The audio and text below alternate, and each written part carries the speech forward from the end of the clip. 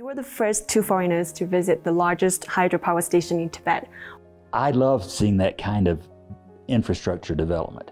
You have to be careful to protect some of the most important parts of the environment, like in this dam. They spent a lot of money to be sure the fish could safely go around the power. But electricity is important. People cannot grow without electricity. All this sort of e-commerce and development, if you don't have sufficient electrical supply at a reasonable price, you can't develop. And that dam is providing that. So you have to balance development with environment. But I think hydropower is one of the most ecological types of electricity. And it's, frankly, I think it's kind of silly for rich people who fly around the world in private jets to say, these poor people cannot have electricity, using the environment as an excuse.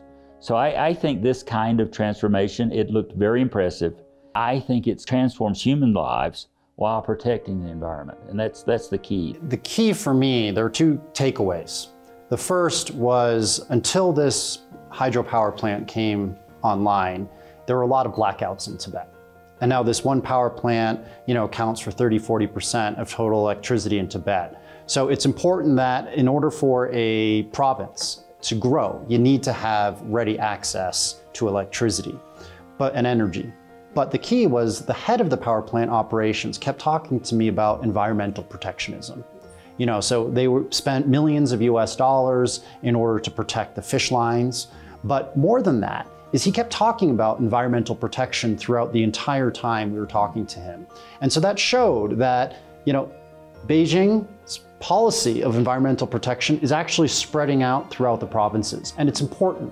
That dam is an example of we can get growth while we can still protect the environment. It may cost a little bit more to protect the fish, but you can do it and still get the growth.